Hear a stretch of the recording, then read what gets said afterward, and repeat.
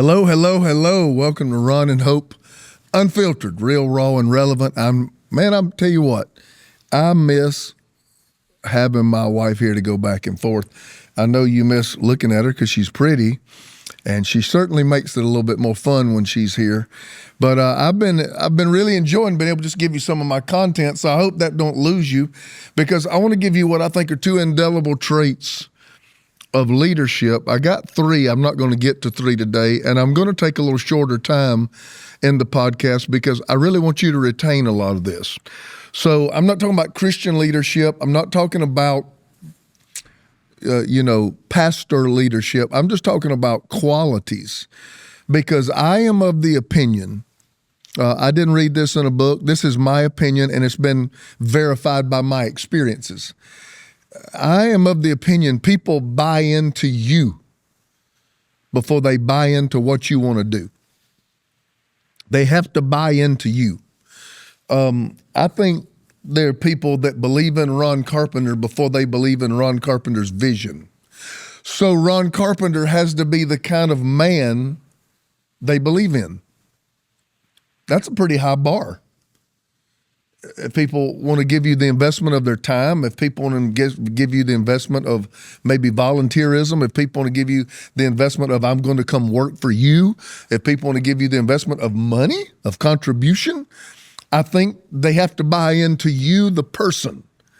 So I think leadership is not nearly a skill as much as it is traits within the actual man or woman themselves. He's a really skilled leader. He's a talented leader. Yeah, I believe skill, I believe talent, I believe even knowledge can play into it. But there's some people that walk into a room and own a room and don't even know why they own it. There's some people that walk in and everybody listens. They don't listen to anything this guy says, but they listen to everything this one says. And this person may not even know what's going on.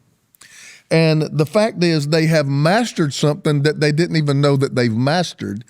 And sometimes it's the key to what are the innate things inside of a person that inspires fellowship in someone else. I'm a leader, but I don't mind following.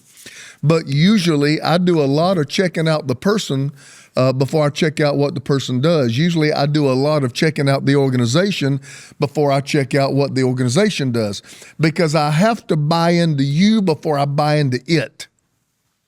Okay? So what kind of person, do you need to be? What are the characteristics that need to define the kind of person that people would want to follow? This is from the book of Ron Carpenter. I can't turn to a chapter and verse in the Bible. I could certainly give you support references, if I'd have taken the time to do that, but that's not what I'm trying to accomplish. And this isn't something that I've read somewhere and I'm regurgitating it to you.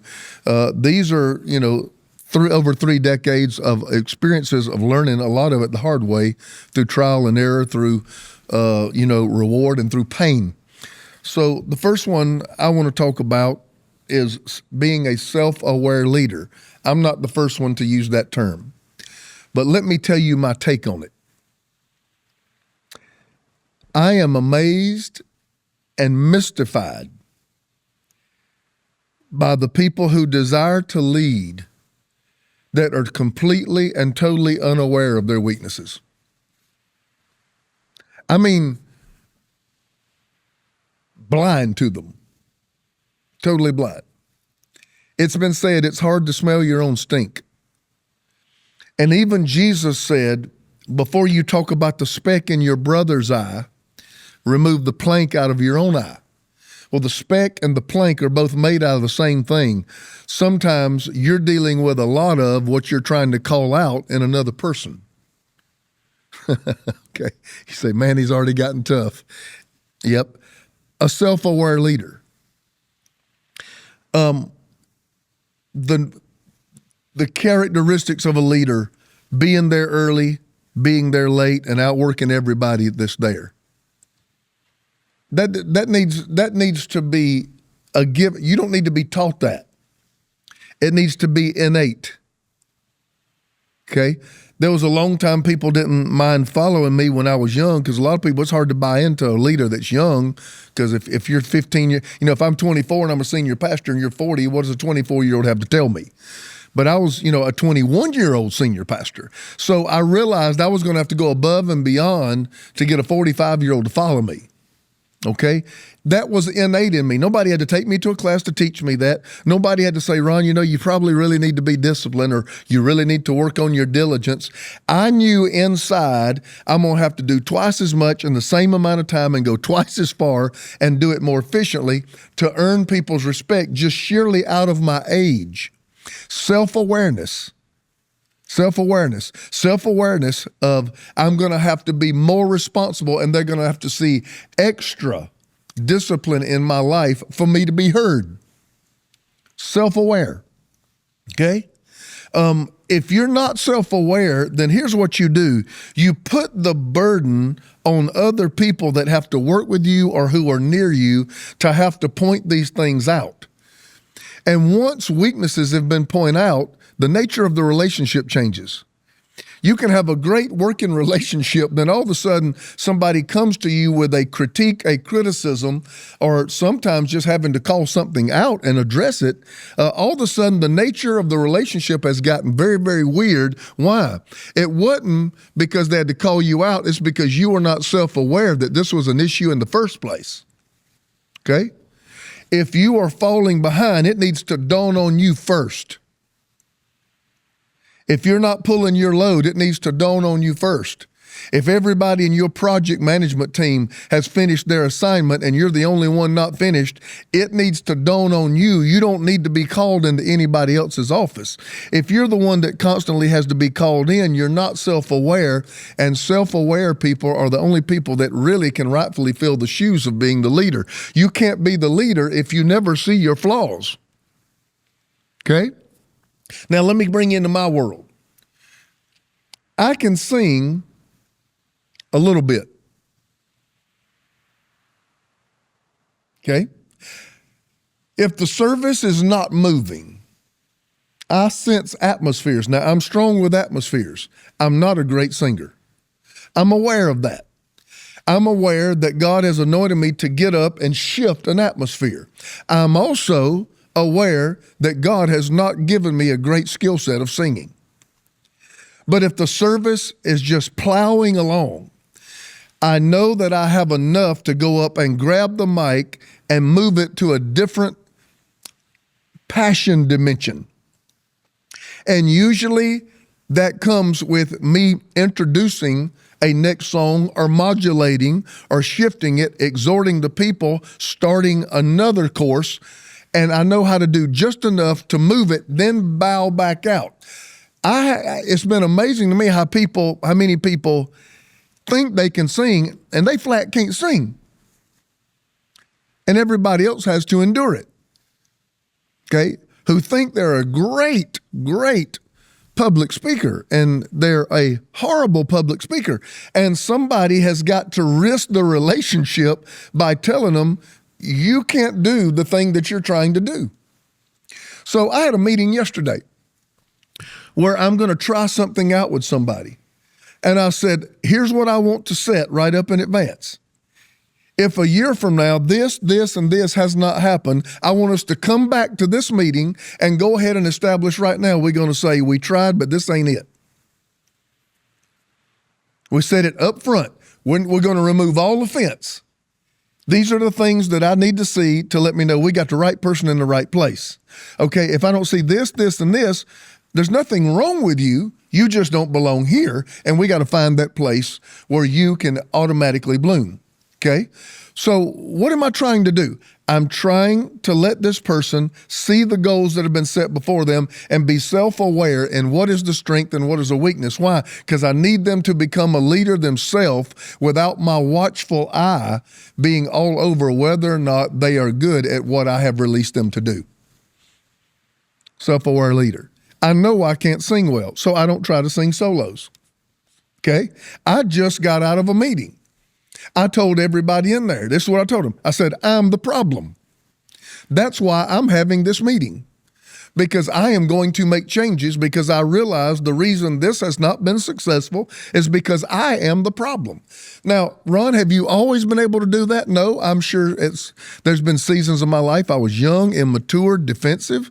But as I've gotten older, I've really figured out that a lot of the reason things aren't doing well is because Ron's at fault. And so growing in self-awareness, I sit there and say, guys, my machine is not the problem and you're not the problem, personnel. The problem is me. So I'm calling this meeting, letting you know I'm shifting this, this, and this. And because of that, I need you to change this, this, and this. And we're going to see if we can't make this successful again. Everybody on that in that meeting, I could tell had an appreciation, and I could tell the respect level went up because why? Whew, we ain't got to sit there and bite our lip knowing that pastor's not good at this. I told him I was the reason it was failing. Self-awareness. Self-awareness. I told, we just got our new facility on the East Coast, and it is just a magnificent facility, and I'm so grateful. But I had to wait 3.5 years. I can promise you 3.5 years of setting up and tearing down was not in my timeline. One of my great strengths is I can make something happen. I'm just built that way. If the door won't open, I'll kick it down. I can finagle. I can get creative. I can just get me in a room with somebody and I will make a deal happen. This is an area where my strength is also my weakness. Because a lot of times God wants me to wait on his thing instead of me making something out of nothing. And this last time I was so proud of myself. Because there were 3 things God laid out in front of me, and I had about 10 or 12 properties that I felt the pressure to make something happen for my team. I saw how they were struggling, and as a leader, I wanted to fix it. Now, it's not bad motives, but I knew God was telling me to be patient. I'd had some prophetic utterances tell me, you need to pause, you need to be patient. You're going to get ahead of God here. And then one of the things I was able to do finally at age 56, after 33 years of pastoring, I was able to wait, and then God just laid something amazing right in our lap, and every other deal that I was about to make happen would have paled in comparison to what God brought me. But here again, self-aware. I know what my strength is, but I know my strength is my weakness in the same area. I've sat here and told you all my self-awareness. What's yours? What do the people who work with you or work around you wish they could tell you? And it not change the relationship. This is an inescapable, indelible characteristic of a person that is going to have longevity in leadership. You are very aware of where you have failed. You are aware where you succeeded. You're aware where you're wrong. You're aware where you're right. And you're aware when you need to change, when the problem is something else, and you're aware when the problem is you. That is a hard place to get to because it is the crucifixion of all ego. It is the crucifixion of your flesh. It is the crucifixion of tenure, status, achievement, and everything else to sit to a group of people and say, I screwed this up and the problem's me. Are you self-aware? Are you self-aware enough to call yourself out? Secondly, an indelible characteristic of a leader. They have to have it. It's clarity. Here's my self-awareness kicking in. I didn't know how much I struggled in clarity until I had an outside group come in and analyze my organization. And it was humbling and it was sobering. Because Paul said when we compare ourselves amongst ourselves, it's not wise. And I would compare the machinery of my organization to the machinery of others, and we were ahead of some, we were behind others, we were on par with others, and so I kind of felt like, I'm in a pretty good place. So it's pretty clear to everybody the mission that we are trying to achieve. But then I get somebody who don't love me, who don't care about me, and is not prejudiced or biased by anything, and will come in and objectively analyze and come show you the results.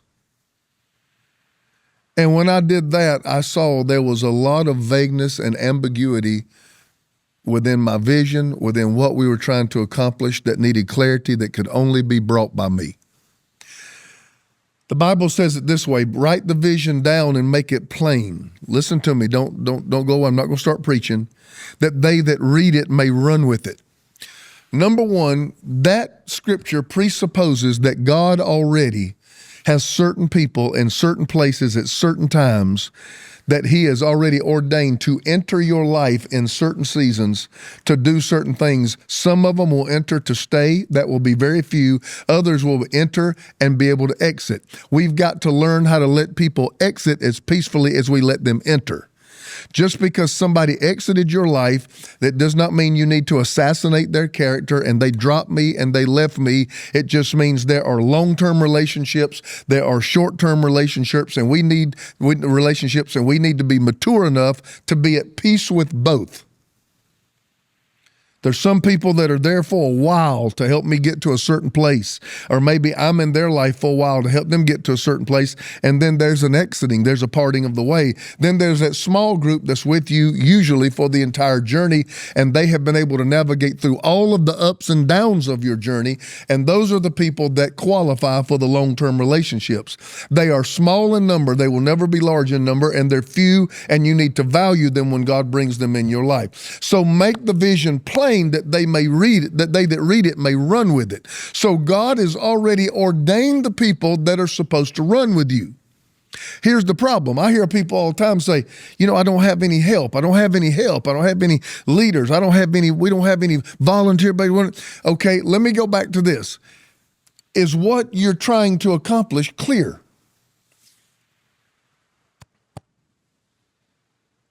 Is it clear? Because usually the people don't show up till there's clarity.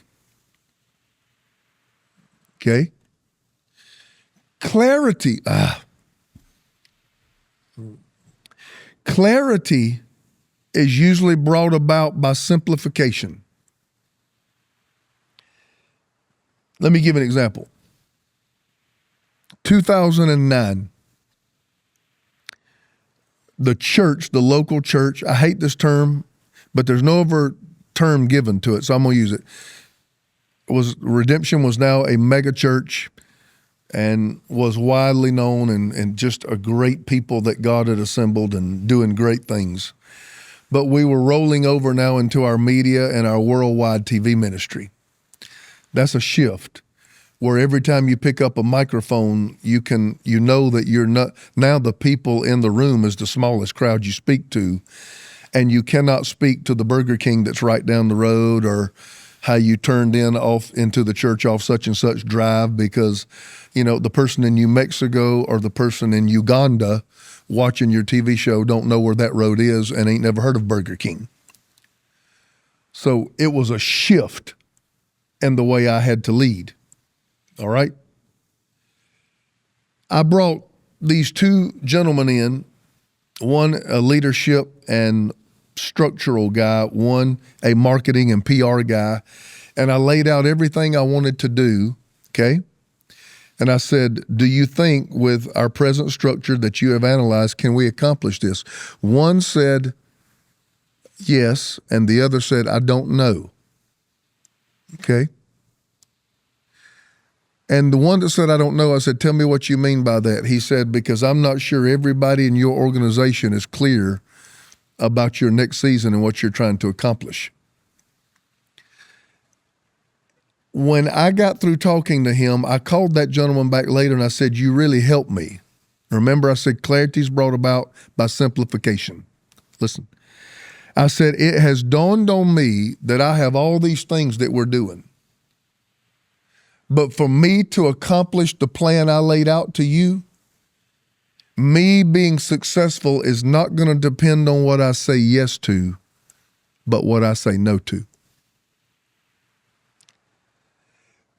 You being able to say no to things lets others know that you know what the yes is.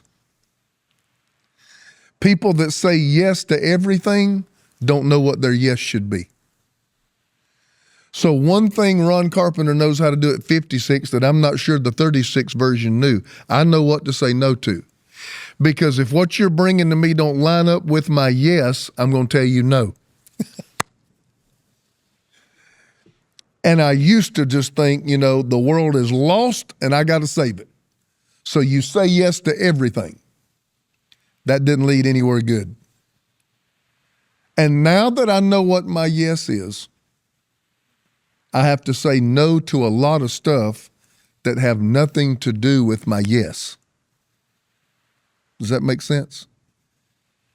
So simplification of my life allowed me to go from a local pastor to a worldwide TV guy. Now, social media has entered the fray. That's changed the game again. But going from a church building to 148 nations was a huge jump. And I had to start going and saying, for me to accomplish that, this is no longer important. This is no longer important, because the success came from the no's, not from the yes. What do you need to simplify? What do you need to clarify so that the people God's ordained can run with you? Okay? Does your self-awareness need to be the fact that you're unclear? 2 indelible traits. I could do 100 podcasts on 2 traits and do them each time, because there's many traits of a leader. Why am I telling you these 2 traits? Self-awareness, okay, and clarity. You got to be a person that is aware and a person that is clear. And there are many, many others that you have to have. Why? Because like I said at the first of the podcast, they buy into you before they buy into it. And that's 2 of the traits that everybody does not mind buying into. I hope this has helped you. Give me a little response on that. Comment down in the comment section. I'd really like to hear what you got to say. And subscribe if you're not a subscriber yet. And then also like and comment and everything else. Let's push that algorithm up and try to get this in front of some people that really, really need to hear it. All right? I love you guys. Hope's going to be back soon. Pray for her. She's taking care of her mom and dad. Her mom has been now recently moved out of ICU into a room, and now out of a room into rehab. So being an elderly lady, she has recuperated quite well, but Hope has been her caretaker for some time, and she's got a lot on her right now. So it's we have to shift and adapt to do what we do. I can't wait to have her back. But like and comment on here, share it, let somebody know about it. Maybe, just maybe, what I've said today can help somebody out. And until next time, it's Ron and Hope, even though you're having just Ron, real, raw, and relevant. It's us unfiltered every time. God bless you. We love you, and we'll see you soon.